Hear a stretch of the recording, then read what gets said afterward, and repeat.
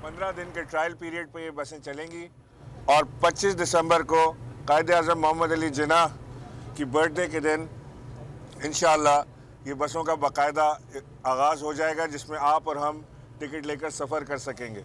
ये बसें international standard की बसें हैं। कराची इससे बेहतर, कराची ये डिज़र्व करता था कि आज से 10 साल पहले ये कराची को दी जाती। किसी भी कॉस्मोपॉलिटन सिटी के अंदर जो कटी फटी बसें जो कराची में चलती हैं, जिसमें हमारे लोग सफ़र करते हैं, उन बसों में वो गैर इंसानी बसें हैं। 13 साल से पीपल्स पार्टी की हुकूमत ने कराची को एक बस तक नहीं दी। अब उम्मीद है कि शायद ये ग्रीन लाइन को देखते हुए वो भी इसके कंपटीशन में आ जाए और एक हेल्दी कंपटीशन होगा कि अगर कराची की तरक्की के अंदर एक ऐसा कंपटीशन हो जिससे शहरियों को सहूलत मिले, नए मंसूबे बने। जिस दिन से वज़ीर आज़म इमरान खान ने ऑफिस संभाला था, वो हर हफ्ते ग्रीन लाइन की और K4 की मीटिंग लेते हैं। उनका पूरा ज़ोर इसके ऊपर था कि किसी तरह जो हमने वादा किया है मास ट्रांजिट सिस्टम का, वो हम पूरा कर दें।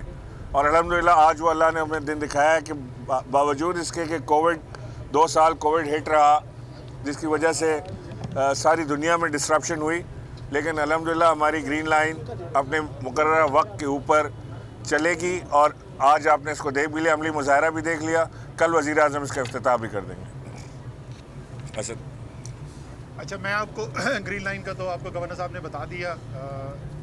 दूसरे जो कराची ट्रांसफॉर्मेशन प्लान एक बनाया गया था पिछले साल सितंबर में, उसका ऐलान किया था वज़ीर आज़म ने, और उसके अंदर वफाक के हिस्से में 5 मंसूबे आए थे। 25 अरब रुपए तकरीबन उनकी लागत थी। उनके उसका जो पहला मंसूबा ये ग्रीन लाइन का, ये तो इफ्तिताह होने जा रहा है कल इंशाअल्लाह ताला वज़ीर आज़म के हाथों। बाकी 4 मंसूबों का मैं बता दूं कि क्या पेशरफ्त हो रही है। 3 बड़े नाले थे, महमूदाबाद, औरंगी, गुज्जर, जिन नालों की सफाई थी, बाकायदा वहाँ पे मॉडर्न जदीद स्टॉर्म वाटर ड्रेन्स बनने थे, साथ स्वेज सिस्टम डलना है, सड़कें बननी है। तो खुशखबरी एक और कराची के लिए ये है कि महमूदाबाद तो अगले 2 हफ्ते के अंदर अंदर जो है उसका इफ्तिताह कर दिया जाएगा, काम मुकम्मल कर लिया गया है। और औरंगी और गुज्जर जो है इनके ऊपर तकरीबन निस्फ काम हो चुका है और अगली गर्मियों से पहले इनका भी इफ्तिताह कर लिया जाएगा। ये 3 जो बड़े काम हैं, इसके ऊपर 34 अरब रुपए का खर्चा आ रहा है, लागत आ रही है।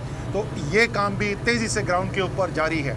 कराची पानी के लिए तरसता है। K4 का मंसूबा 26 करोड़ गैलन कराची तक पहुंचाने हैं, 2023 तक का हमने वादा किया है। और आपके लिए खुशखबरी ये है कि वो मंसूबा जो 12 साल से कटाई में पड़ा हुआ था, सुस्त रवि का शिकार था पहले, उसके बाद तो बिल्कुल ही काम रुक गया था, तो वो सूबे से ज़िम्मेदारी वफाक ने ले ली थी। पिछले साल वापडा को ये ज़िम्मेदारी लगाई थी। वापडा ने अपने कंसल्टेंट से रिपोर्ट तैयार करा ली है, उसका इंजीनियरिंग डिज़ाइन मुकम्मल है, बिड्स के लिए वो तैयार है। पिछले ही हफ्ते प्लानिंग मिनिस्ट्री के अंदर उसका रिवाइज PC1 मिल गया है। अगले 1 माह के अंदर इंशाल्लाह ताला हतमी मंजूरी हो जाएगी, फिर कॉन्ट्रैक्ट अवार्ड हो जाएंगे और अगस्त सितंबर 2023 में 26 करोड़ गैलन कराची को मुहैया कर दिया जाएगा इस K4 के मंसूबे के ज़रिए।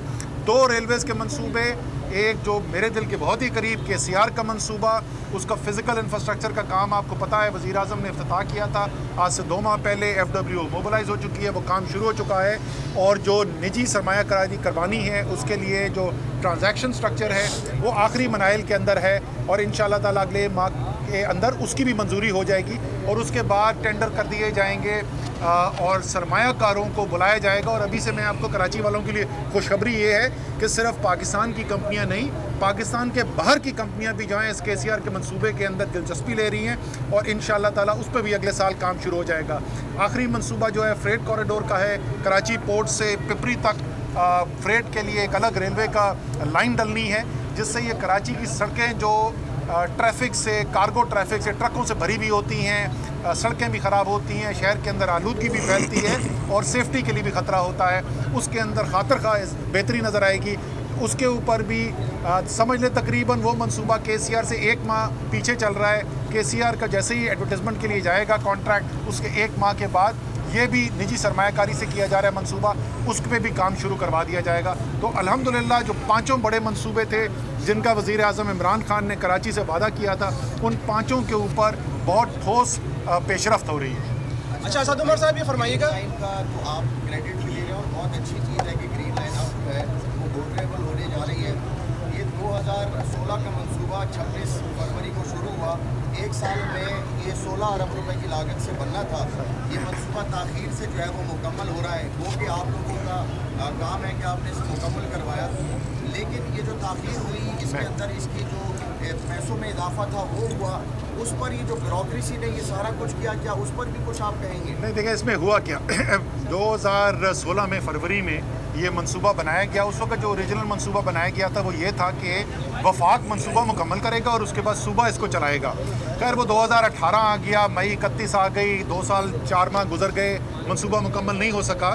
काम उसके ऊपर ज़रूर शुरू हुआ उस वक्त में, लेकिन मंसूबा मुकम्मल तो क्या होना। जिस वक्त वो 2018 मई के 31 को हुकूमत ख़त्म हुई मुस्लिम लीग नून की, ना कोई बसों का ऑर्डर प्लेस हुआ था, ना कोई सॉफ्टवेयर सिस्टम का ऑर्डर प्लेस था, ना पेमेंट सिस्टम का कोई ऑर्डर प्लेस था, ना ऑपरेशन कॉन्ट्रैक्ट का कोई ऑर्डर प्लेस था। मतलब होना तो दूर की बात, उस काम को शुरू भी नहीं किया गया था। उसके बाद बातचीत ये हुई कि सिर्फ वफाक इसको मुकम्मल ना करे, क्योंकि इमरान खान समझते हैं कि कराची को के साथ हक तलफी की गई है। तो उनकी पहले दिन से ये राय रही है कि आइनी जिम्मेदारी से बढ़कर भी अगर वफाक को कुछ कराची के लिए करना पड़े तो हमें करना चाहिए। वफाक ने वो जिम्मेदारी कबूल की, गवर्नर साहब ने चीफ मिनिस्टर के साथ नेगोशिएट किया और अप्रैल 2020 में ये माहिदा साइन हुआ। वफाक और सूबे का फैसिलिटेशन एग्रीमेंट है और आपको पता है ये वही महीना है जिसके अंदर कोरोना से न सिर्फ पाकिस्तान बल्कि दुनिया बंद हो रहा था। उसकी वजह से ज़रूर हमें 4-5 महीने का ताख़ीर हुई, और लेकिन उस दिन से भी अगर मैं शामिल करूं तो उस 20 माह के अंदर ये तमाम चीज़ें जो मैंने आपको बताई वो मुकम्मल हो गई। अल्हम्दुलिल्लाह बसें तैयार हैं, चल रही हैं। असद उमर साहब, इस ग्रीन लाइन के साथ एक ऑरेंज लाइन का मंसूबा भी है जो सिंध हुकूमत मुकम्मल कर रही है। आप लोगों का SIDCL के साथ, सिंध हुकूमत का SIDCL के साथ मुआहदा हो गया। उन्होंने आपको 20 बसों के पैसे जनवरी 2021 को दे दिए। उवैस खादिर शाह जो कि सूबाई वज़ीर ट्रांसपोर्ट है, उनका दावा है। अच्छा, अगर आपने पैसे ले लिए तो उनकी बसें क्यों नहीं मंगवाई? अच्छा, पहली बात तो भैया मुझे ये बताइए कि वैक्सीन तो उनसे ख़रीदी नहीं जाती। तकरीरें कर कर के उन्होंने सारे सिंध को हिला के रख दिया, लेकिन एक टीका नहीं खरीद सकते। यार बस ही खरीद लेते। हमसे बस खरीदने को क्यों कह रहे हैं? कोई आइन में कोई रुकावट है कि वो बस खरीद नहीं सकते? दूसरी बात, ये जो उन्होंने दावा किया है ना कि पैसे हमारे पास पड़े वो हम नहीं कर रहे, मिनिस्टर साहब से बोलें, असद उमर के साथ सबके आपके ज़रिए मैं उनको वेलकम कर रहा हूँ। प्लीज़ आइए साथ खड़े होकर ज़रा बात करते हैं ऑरेंज लाइन पे अभी तक क्या किया है। मैं पहले से जवाब नहीं देना चाहता हूँ, मैं चाहता हूँ साथ खड़े हो, मैं आपको जवाब दूंगा। अच्छा, असद उमर साहब, एहसान इकबाल साहब भी इसका इफ्तिताह करने आज जा रहे हैं। उनका ये मियाँ साहब के दौर में शुरू हुआ था, तो उनका भी वो भी इफ्तिताह कर रहे हैं। कल खान साहब भी आ रहे हैं, आज आपने आजमाइशी तौर पर शुरू भी कर दिए। तो एहसान इकबाल साहब के हवाले से क्या कहेंगे? एहसान इकबाल साहब की तो इस जो उन्होंने किया है उस पर ज़ाहिर है यही याद रहता है, बेगाने की शादी पे अब्दुल्ला दीवाना। तो वो अब्दुल्ला दीवाना उन्होंने काम शुरू किया था इस मंसूबे के ऊपर, मैंने अभी आपके सामने रख दिया उन्होंने जो काम किया था। अब अगर उनके जहन में ग्रीन लाइन का मंसूबा ये था कि एक ट्रैक बिछा दिया जाए और उसके ऊपर ना बस हो, ना कोई सॉफ्टवेयर सिस्टम हो, ना कोई पेमेंट सिस्टम हो, ना ऑपरेशंस कॉन्ट्रैक्ट हो, तो पता नहीं शायद उनके जहन में तस्वुर ये था कि सुरजानी से लोग भागना शुरू करेंगे इस ट्रैक के ऊपर और वो भागते भागते जो हैं वो नुमाइश पहुंच जाएंगे। अगर ये मंसूबा उनके जहन में था तो वाकई उन्होंने मुकम्मल कर दिया था। लेकिन ये जो बस का मंसूबा है ये जाहिर है इसका बिल्कुल इब्तिदा उन्होंने ज़रूर की, लेकिन इसका जो असल काम है वो सारा इस हुकूमत के आने के बाद हुआ। अच्छा गवर्नर साहब, एक आखिरी सवाल ये कि लोकल गवर्नमेंट में बहुत एम्फेसाइज करती PTI की गवर्नमेंट, स्पेशली खान साहब के ग्रास रूट लेवल पर। अभी वो एक बिल आया था, आपने उसमें तरमीम करके वापस भेज दिया कि उसमें कुछ चीज़ें होनी चाहिए। फरवरी के अंदर जो है वो इलेक्शन होने जा रहे हैं, आप और सिंध गवर्नमेंट एक पेज पर नहीं है, तो और वो उन्होंने जो अमेंडमेंट्स किए उससे तो ग्रास रूट लेवल पर बिल्कुल भी जो है वो पावर जो है वो डाइल्यूट होती हुई दिखाई नहीं दे रही। किस तरह से एक पेज पर आएंगे, किस तरह से इलेक्शन होने जा रहे हैं? देखिए, वज़ीर आज़म इमरान खान ने आर्टिकल 140A के ऊपर कोर्ट में गए हुए हैं खुद। ये पाकिस्तान का पहला वज़ीर आज़म होगा जो डेवोल्यूशन ऑफ पावर के फेवर में कोर्ट में गया है। और ये जो बिल आया था ये आर्टिकल 140A के बिल्कुल मुतज़ादी था। इसके अंदर मेयर को डायरेक्ट इलेक्ट किया जा रहा था, यानी डायरेक्ट से मुराद ये कि अनइलेक्टेड आदमी जो हाउस का मेंबर ना हो वो मेयर इलेक्ट हो सकता है। शो ऑफ हैंड को ख़त्म करके इसके अंदर सीक्रेट बैलेट को तरजीह दी जा रही थी, जिससे हॉर्स ट्रेडिंग में इजाफा होता है। KMC से अस्पताल, स्कूल, कॉलेजेस लेकर सिंध गवर्नमेंट को दे दिए गए थे। टैक्सेस सिंध गवर्नमेंट कलेक्ट करती, तो इस लोकल गवर्नमेंट का काम ही कोई नहीं रह गया था। तो मैंने उन्हें ये एडवाइस किया है कि इसे बेहतर करने के लिए इन सारी चीज़ों को एड्रेस करें। तो जब तक डेवोल्यूशन ऑफ पावर पे हम नहीं जाएंगे, हम पावर यानी डेवोल्यूशन हुआ क्या 18वीं तरमीम के बाद कि सेंटर से आके सूबे को रोक गया और बेइंतहा पावर सारे सूबे को ट्रांसफ़र हो गए और सूबे ने जो नीचे ट्रांसफ़र करने थे वो नहीं किए। PSC अवार्ड नहीं होता, NFC अवार्ड तो होता है, PFC अवार्ड नहीं होता। किसी तरह हमें पता नहीं लगता कि कहाँ का पैसा किधर लगना है, किसकी क्या ज़्यादा ज़रूरत है, बस जो मर्ज़ी है साहब की वो कर सकते हैं। तो लिहाजा डेवोल्यूशन पर हम जब तक नहीं जाएंगे सिस्टम ठीक नहीं हो सकता। इसके ऊपर मैं एक सेकंड में इसमें इजाफा करना चाहता हूँ। सबसे पहले तो मैं गवर्नर साहब को खिराज तहसीन पेश करना चाहता हूँ कि इन्होंने जो बिल को मुस्तरद करके वापस भेजा है, इन्होंने वाकई में नुमाइंदगी की है, सिंध के अवाम के जज्बात की नुमाइंदगी की है, तो मैं इनको खिराज तहसीन पेश करना चाहता हूँ। और मैं साथ ये भी कहना चाहता हूँ कि ये बात आप जहन से निकाल दें कि सिंध के अवाम, कराची के अवाम और बाकी सिंध के अवाम जो हैं वो अपने लिए कोई भीख मांग रहे हैं। ये उनका हक है, ये उनका आइनी हक है। और जब तक सिंध की हुकूमत इस आइनी हक को पूरा नहीं करती, और वो क्या हक है कि जिसके लिए हम वोट डाल रहे हैं उसके पास आइनी स्ट्रक्चर के अंदर ढांचे के मुताबिक जो इख्तियारात होने चाहिए वो इख्तियारात उनको दिए जाएं। कराची का वोटर जो है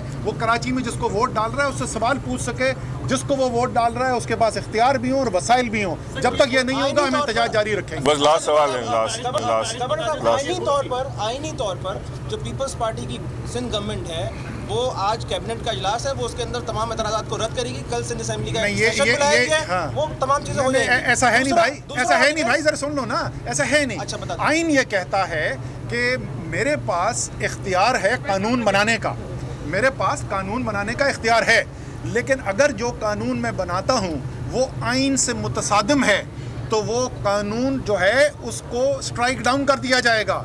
और हम जो चैलेंज है ये अदालत में भी कर रहे हैं, जैसे गवर्नर साहब ने बताया, वज़ीर आज़म खुद बजाते खुद जो हैं, मैं भी उसका पटिशनर हूँ, हम दोनों दस्तखत कुनंदा हैं उस पटिशन के।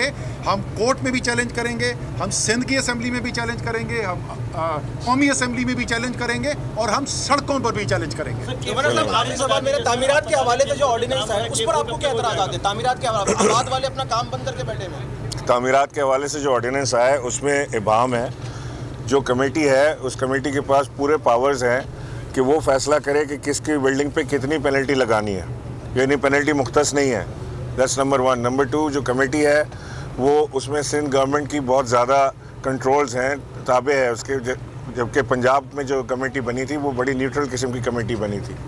नंबर 3 ये कि आइंदा आने वाले वक्त का कोई तयन नहीं किया गया कि कब तक इसको रेगुलराइज करेंगे, यानी कल फिर कोई नाला अलॉट होगा, फिर कोई ज़मीन अलॉट होगी तो फिर उसके ऊपर बिल्डिंग बनेगी, फिर रेगुलराइजेशन की तरफ चले जाएंगे। नंबर 4 ये है कि जो सुप्रीम कोर्ट के अहकामात हैं उससे मुतसादिम हो रहा है ये, तो यानी सुप्रीम कोर्ट के ऊपर एक ऑर्डिनेंस लाने की कोशिश की जा रही है, जिसे मैंने लिखा है कि सुप्रीम कोर्ट के जो अहकामात हैं जो अब तक सुप्रीम कोर्ट ने नोटिस लिए हैं वो इस ऑर्डिनेंस के अंडर नहीं आएंगे। ऐसा नहीं होगा कि सुप्रीम कोर्ट किसी की केस सुन रही है और ये ऑर्डिनेंस ला के हम सुप्रीम कोर्ट के ऊपर पाबंदी लगाएं, तो ये नहीं होना चाहिए।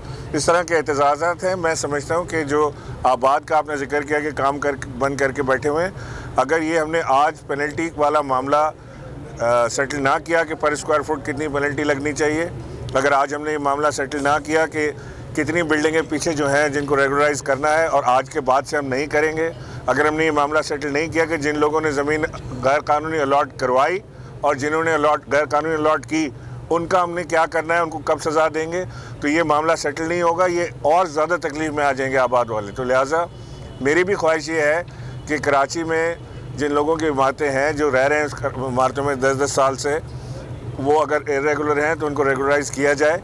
लेकिन ये अगर हम करने गए स्टेप अगर 1 या 2 लोगों के ऊपर बचाने के लिए तो बहुत बड़ा नुकसान होगा इस शहर को। सर, के फूड की तारीफ बता दें सर, पानी बताइए कितना पानी मिलेगा टोटल? सब्सक्राइब करें और बेल दबाएं ताकि कोई खबर रह न जाए।